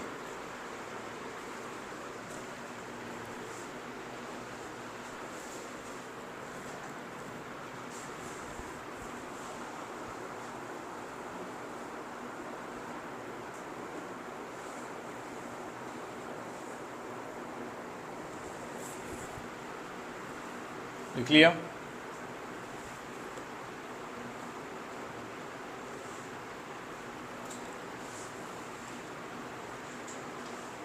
मैंने आपको एक सेपरेट आंसर्स में, मुझे अभी भी याद है, मैंने एक होमवर्क दिया था आपको स्टडी मटेरियल से कि यहाँ पर जो हमने लिखा है employed authority of a partner में ये सारी चीज़ें नहीं आती। मुझे आज भी याद है, मैंने आपको होमवर्क दिया था कि कौन कौन सी चीज़ें आती हैं, वो स्टडी मैट में लिखा हुआ है। तो क्या आप लोगों ने लिखा या नहीं लिखा ये बताइए बस।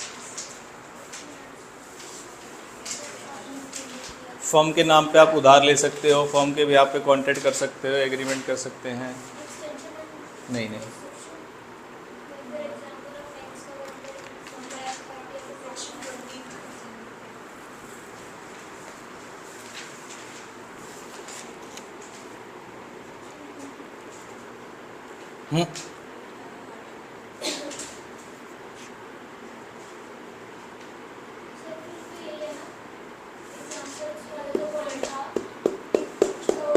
ये है वो नालायक। Examples of acts covered under employed authority of a partner लिखा हुआ है आप सभी ने। इन जनरल ये कंसेप्ट्स नहीं पूछे जाते, लेकिन अगर उनको 4 नंबर आपके ख़राब करने होंगे तो वो पूछ लेंगे। आ गई बात समझ में? ये सारी चीज़ें वो कर सकते हैं, इसके अलावा बनावटी आंसर उन्हें नहीं चाहिए। तो जब भी हम ये पढ़ रहे हैं, आप साइड में इसको पढ़ेंगे कि हम ये भी पढ़ना है, तो पढ़िए। Subject to the provision of section 22 क्यों लिखा है, अब समझ आया आपको? इसका मतलब सेक्शन 22 में वो सारे एक्ट्स लिखे हुए हैं जो कि वो कर सकते हैं। तो implied authority of a partner subject to the provision of section 22, the act of the partner done in the ordinary course of business bind the firm, this authority of partner to bind the firm it's called implied authority. However in the absence of user customer trade the implied authority of partner does not empower him to. इसकी हमने list बनाई थी, याद है आपको? याद है? कहाँ बनाई थी बताओ? है ना, साथ के साथ भेज देता हूँ, तो उस समय फिर आपने वो बना ली होगी, कॉपी में भी बनाई होगी, मुझे पक्का भरोसा है आप पे, पूरा पूरा कॉपी में बना के ही लिखी होगी आपने। अच्छे बच्चे हो आप।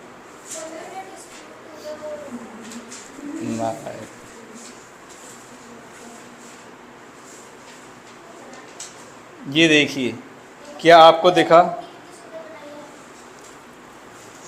मैंने मेरे पेपर इम्प्लॉयड अथॉरिटी में ये सारी चीजें आती हैं या नहीं आती, सवाल ये है।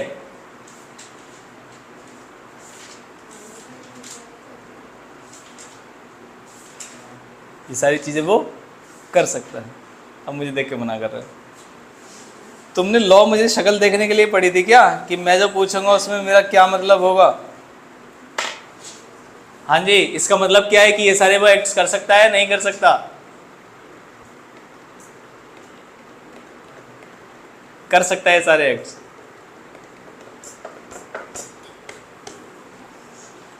नहीं कर सकता। जब तक लिखा ना हो एग्रीमेंट में, तब तक वो सारे काम नहीं कर सकता। पहले जो हमने कैटेगरी बनाई, टोटल है कितने इसके अंदर? 8। याद हैं? चलो पूछ लेते हैं। देखो, जब याद कराए जाते हैं तब याद हो जाते हैं, क्योंकि आपने ऐसी टेबल नहीं बनाई इसलिए वो रिटेन नहीं रहे, ये बात है बस प्रॉब्लम। हाँ, अभी देख लिया ना टेबल, अब कह रहे हैं नालायक पूछ लो। एक नज़र इधर है और कह रहे पूछ लो, पहले से ही याद है। चुप रहो। स्यूट वाले केस में आ गए। बताइए पहला पॉइंट क्या है? तुम सबमिट नहीं कर सकते किसी भी नए सूट को on behalf of the firm किसी भी थर्ड पार्टी पर। दूसरा, अगर उन्होंने किया हुआ है तो तुम विड्रॉ नहीं कर सकते, कॉम्प्रोमाइज और रेलिंक्विश नहीं कर सकते किसी भी क्लेम को। क्लेम का मतलब ये है, कॉम्प्रोमाइज और रेलिंक्विश का मतलब तुम पैसे देना चाहते हो और अब मना कर रहे हो कि रहने दो छोड़ो। तुम दे रहे हो और रहने दो छोड़ो। बताओ तो, मैं बोल रहा हूँ हाँ हाँ कर रहे हैं नालायक। कोई और मुझे पैसे दे रहा है और मैं कह रहा हूं कम दे देना, इसको बोलते हैं क्या? कॉम्प्रोमाइज और रेलिंक्विश। फोर्थ पॉइंट क्या है? फोर्थ पॉइंट, मैं पैसे दे रहा हूं और मैं कह रहा हूं मत देना, कह रहे हैं हाँ। एडमिट लायबिलिटी छोड़िए, पहले कॉम्प्रोमाइज और रेलिंक्विश समझ में आया। कब होता है कॉम्प्रोमाइज और रेलिंक्विश? जब किसी ने और ने हमारे ऊपर केस किया हुआ है और हमें पैसे दे रहे हैं, हम पैसे दे रहे हैं, लायबिलिटी एडमिट हो चुकी है, हम पैसे दे रहे हैं, क्या यही केस है या हम पैसे ले रहे हैं? बहुत बड़े, हम क्या कर रहे हैं भाई साहब? पैसे ले रहे हैं। तभी तो किसी को फेवर करेंगे कि रहने दो रहने दो। अगर मैं किसी को पैसे दे रहा हूँ, उसकी 1 लाख की पेमेंट है, मैं कह रहा हूँ भाई साहब मैं रेलिंक्विश कर रहा हूँ, अब 80,000 ही दूंगा मैं, तुम टेंशन मत लो, तो कैसे रेलिंक्विश बोलेंगे? नहीं, पागलपन बोलेंगे इसे। क्या बात? तो पैसे मिलने वाले हैं, पैसे मिलने वाले हैं और आती हुई लक्ष्मी को मना करने को बोलते हैं कॉम्प्रोमाइज और रेलिंक्विश। और जो लक्ष्मी हमारे यहाँ से जानी नहीं है, जबरदस्ती हमने हाँ कर लिया कि इसकी पेमेंट देंगे, इसे तो बोलते हैं एडमिट लायबिलिटी। क्या ये बात समझ में आई? ठीक है। केस करना, केस विड्रॉ करना, पैसे आ रहे हैं मना करना, पैसे जाने वाले थे हाँ करना कि हम देंगे। पैसे जा भी सकते हैं और नहीं भी जा सकते थे, आपने हाँ कर दिया नहीं पैसे देंगे। दोनों ही केस में आप आमदनी को घटाना चाहते हैं या खर्चे को बढ़ाना चाहते हैं। थोड़ा बहुत समझ में आया? ठीक। इमूवेबल प्रॉपर्टी बताइए, ना तो एक्वायर कर सकते और ना ही ट्रांसफर कर सकते। और लास्ट में others, bank account on behalf of firm on his own name नहीं कर सकते आप। और लास्ट 8 पॉइंट्स हैं। ये टेबल्स इसलिए बनवाई जाती हैं क्योंकि आपसे एक्सपेक्ट किया जाता है कि आप ये 8 के 8 पॉइंट्स लिखें एग्जाम में अगर आ जाए। 3-4 तो वैसे भी लिखे जा सकते हैं, जैसे कि 2 तो हमेशा याद रहेंगे आपको। इमूवेबल प्रॉपर्टी कभी भी कितना भी पीट लो आपको, कितना भी इमूवेबल प्रॉपर्टी, मैं वैसे बता रहा हूँ। क्या ये बात समझ में आई? पक्का? हाँ, फोटो खींच लो इसका। अच्छा, कुछ तो ढीठ ऐसे आप बिन लिखेंगे, ध्यान रखना, वो नहीं लिखेंगे, उन्हें ऐसा लगता है अब हो गया याद, अब क्या दिक्कत है। ये पहली बार जैसे याद कराया, अरे ग्रुप पे भेज देना तब लिख लेना आराम से, ठीक है? बना लेना बाद में, अभी मत बनाओ। अरे बाद में बना लेना। चलो चलो रिवाइज कर, पनवेल निकलना है, चलो चलो जल्दी आ जाओ।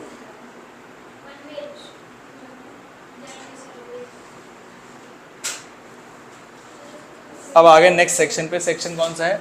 28 राइट्स ऑफ ट्रांसफर। क्या इंपॉर्टेंट सेक्शन है? नहीं। 29 है। क्या इंपॉर्टेंट सेक्शन है? नहीं। बहुत इंपॉर्टेंट सेक्शन और कई बार एग्जाम में रिपीटेड तरीके से पूछा गया है। ट्रांसफरी होता कौन? ट्रांसफरी कौन होता है? ताकि आप जाग जाएं और सत्संग में ना बैठे। नॉर्मली बोलता जाऊंगा ना, सत्संग में जयकारा लगता, ये हिंदू है, ये सत्संग में जयकारा लगाते हैं। वाह वाह, बहुत बढ़िया। बताना फिर क्या लगाते हैं? लगाते कहाँ हैं? Very good. चलिए, तो इसी बात पे ये बताइए कि ट्रांसफरी कौन होता है? ट्रांसफरी बताओ कौन होता है ट्रांसफरी?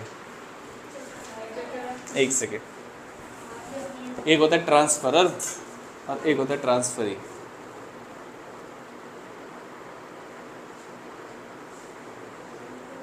देखिए, हम सेक्शन 29 में पढ़ के निकल जाएंगे आगे। बच्चों को यही नहीं पता ट्रांसफरी कौन है।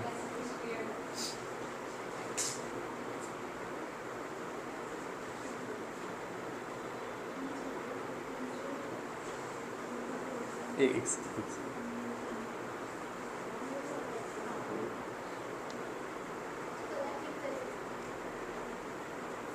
मान लीजिए मेरी एक प्रॉपर्टी है, मैं उसे बेच रहा हूँ आपको, तो ट्रांसफरर कौन और ट्रांसफरी कौन?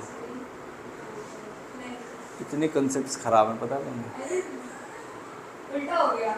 उल्टा ही हो सकता है, 2 ही लोग हैं तो, है ना? तीसरा कोई परम्यूटेशन कॉम्बिनेशन तो है नहीं। तो ट्रांसफरर कौन, जो बेच रहा है या जो खरीद रहा है?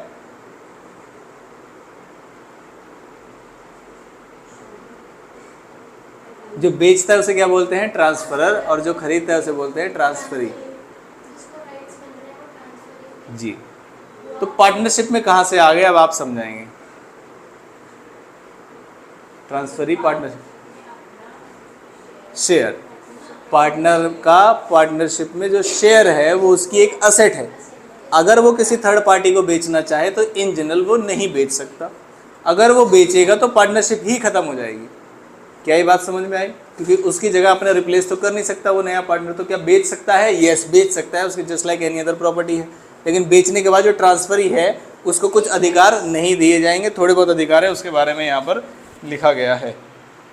ट्रांसफरी कौन समझ आया? 4 पार्टनर्स इक्वल रेशियो में, तो जो 1/4 शेयर है उसका, चाहे वो असेट्स में है चाहे वो प्रॉफिट्स में, अगर 1/4 शेयर को किसी को बेच रहा है वो, उसको बोलते हैं, जो सामने वाला व्यक्ति आएगा उसकी जगह पर वो होगा ट्रांसफरी, उसे हम पार्टनर नहीं बोलते। तो पहले पढ़ लेते हैं, पढ़ लें। A share in a partnership is transferable like any other property, जैसे आप बाकी प्रॉपर्टी को बेच सकते हैं। A transferee under transfer of partnership interest under the sale or mortgage or otherwise can not enjoy the same rights as of a partner. जो एक normal full fledge partner होता है वो सारे राइट्स से नहीं मिलते। तो राइट्स ऑफ ट्रांसफरी से आपसे क्वेश्चन पूछा जाएगा, तो ड्यूरिंग पार्टनरशिप क्या होगा और डिसोल्यूशन क्या होगा। जब भी ड्यूरिंग पार्टनरशिप की बात की जाती है तो वर्ड लिखा जाता है नॉट।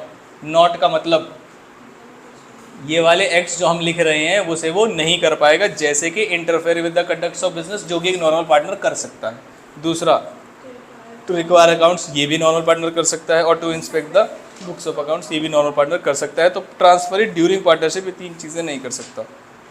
क्या ये बात समझ में? क्या था? पहला, बिजनेस के कंडक्ट में इंटरफेयर करना, बुक्स ऑफ अकाउंट्स, और तीसरा इंस्पेक्ट करना। रिक्वायर और इंस्पेक्ट में क्या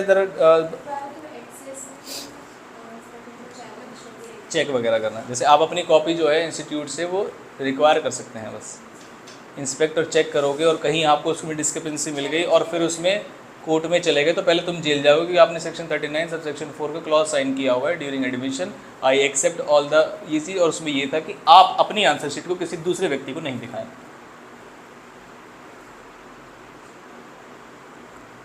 है ना? चैलेंज तो दूर की बात है, पहले तुम केस लेके आए ना, पहले यहाँ से जेल जाओ फिर बात करेंगे आगे, क्योंकि तुम केस लेके आए हमारे पास। समझ में आया?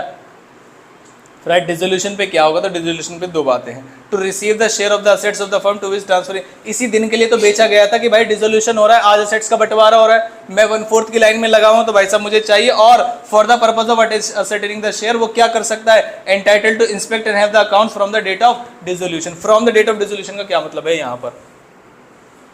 कि डिसोल्यूशन की जो प्रक्रिया थी असेट्स एंड लायबिलिटीज को रियलाइज करने वाली और शेयर को एस्टिमेट करने वाली, वो डिसोल्यूशन के बाद ही शुरू होती है। डिसोल्यूशन से पहले वाले बिजनेस का उस पर कोई अधिकार नहीं है, वो हमने बता दिया था ड्यूरिंग पार्टनरशिप में। ठीक है, however he is entitled to receive the share of the profits of the transferee partner, he can not challenge the accounts. आप ले सकते हैं, लेकिन ये कैसे चेक किया गया? बिल्कुल ICI वाला हिसाब कि आप अपनी कॉपी ले सकते हैं लेकिन इसे चैलेंज नहीं कर सकते। जैसे मान लीजिए कि एक MCQ का आंसर फर्स्ट का B पार्ट है, उन्होंने अपने सजेस्टेड आंसर में दिया हुआ है और आपने भी B लगाया, लेकिन उन्होंने काटा हुआ है, तो क्या आप कुछ कर सकते हैं? नो।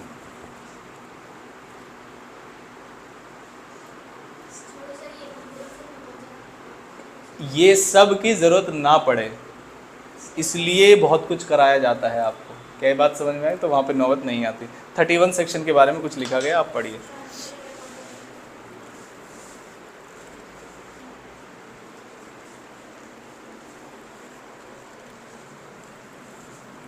ये 2 लाइनों का मतलब समझाना मुझे क्या है, पूरी बात मतलब पूरा पढ़ लो पहले, और दोनों को एक साथ समझाना मुझे क्या लिखा हुआ है। पढ़िए, पढ़ लिया? बताओ।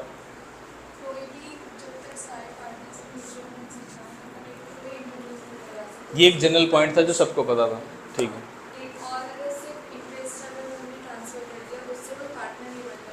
इसका मतलब इवन इफ यूनानिमस अप्रूवल हो सभी पार्टनर्स की, तो वो न्यू पार्टनर ही बनता है, ट्रांसफर न्यू पार्टनर नहीं बन सकता।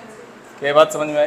ठीक, ये 31 है और आप इसके साथ लिखेंगे इसको, अगर 6 नंबर में आ जाएगा तो तो इसीलिए मैंने बॉक्स में लगाया कि इन जनरल से लिखने की ज़रूरत नहीं होती, लेकिन अगर 6 नंबर में पूछ लिया जाए तो कंटेंट उतना नहीं है, तो आप इसे लिखें। ठीक है, रिलेशन बिटवीन पार्टनर्स, ये तो छोटी मोटी वाली बातें हैं, ख़त्म। तो हम आ जाते हैं, हमने कौन से वाले पॉइंट पढ़ लिए हैं, ये कौन से पढ़ लिए,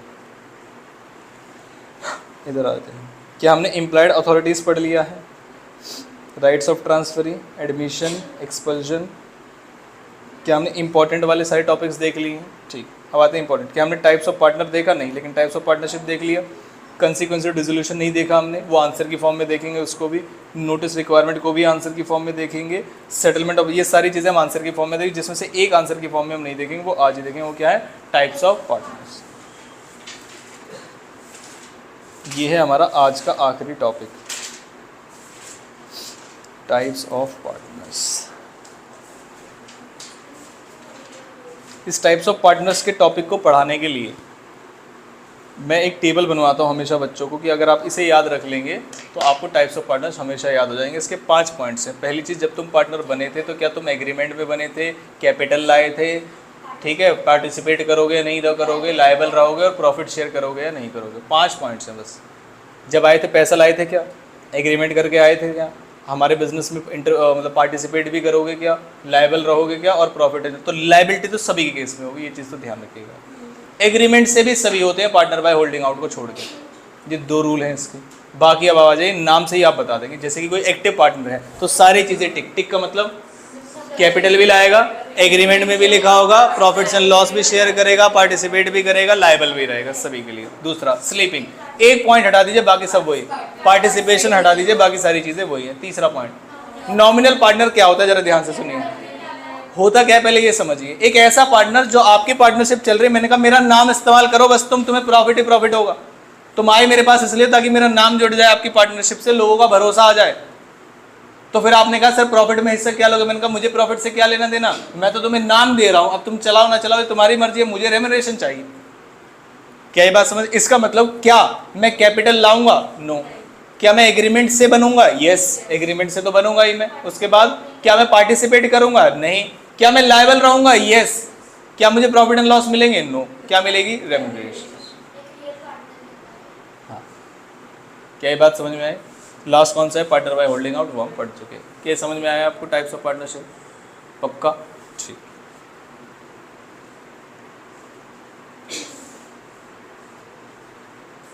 आप कौन सा पॉइंट घर से पढ़ के आएंगे वो लिखिए फटाफट से। हालांकि ये कल पॉइंट मैं आपसे पूछूंगा आज वाले सारे, कौन कौन से टॉपिक आप घर से पढ़ते। आप देख रहे हो हमें क्लास में 1 घंटा भी नहीं लगा रिवाइज करने के लिए, और बाकी सारे टॉपिक्स हम क्वेश्चन आंसर के फॉर्म में डिस्कस करेंगे, उसमें भी इतना ही टाइम लगना है। हो सकता है थोड़ा ज़्यादा लग जाए आंसर फ्रेमिंग में। हालांकि जितने भी आंसर आपने बोले थे सर लिख के दे दो, मैंने सारे दिए हैं लिख के, मुझे याद है। जैसे कि ये वाला ना, मोड ऑफ सेटलमेंट वाला, ठीक है, पार्टनर के एक्ट के लिए फर्म लायबल, फर्म के एक्ट के लिए पार्टनर लायबल। तो आप होमवर्क में लिखिए कि जो भी मैंने आपको सजेस्टेड आंसर्स दिए हुए हैं आप उन्हें याद करके आएंगे। जो भी मैंने आपको सैंपल आंसर्स दिए हुए हैं आप उनको याद करके आएंगे, यही आपका होमवर्क है। याद करने का मतलब समझते हैं, याद करना, effect of notice to the active partner, ये सारी चीज़ें आप खुद से एक बार पढ़ के आओगे, फिर मैं क्लास में जब समझाऊंगा तो थोड़ा जल्दी याद हो जाएगा, थोड़ा कम समय लगेगा। क्या ये बात समझ में। और जो आज टॉपिक पढ़े हैं वो तो पढ़ने ही है, जो आपको लगे लिख के देखना है, जिसमें से कौन कौन से टॉपिक लिख के देखने हैं वो लिख लीजिए, कंपलसरी लिख के देखने हैं, चाहे आपको कितना भी आता हो। Minor, rights of transferee, dissolution, हाँ दोनों वाले। माइनर लिख लिया आपने, राइट्स ऑफ ट्रांसफरी लिख लिया, डिसोल्यूशन लिख लिया। एक पॉइंट और था, क्या था उसका,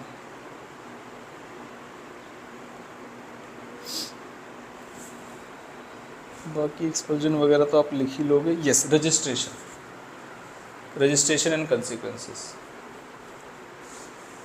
पक्का पक्का लिख कर देखना है आपको। इनमें से एक क्वेश्चन आपको, या हो सकता है 2 क्वेश्चन आपको इन टॉपिक्स में से मिल जाएंगे और आप अपने पेपर में लिख रहे हो, ठीक है।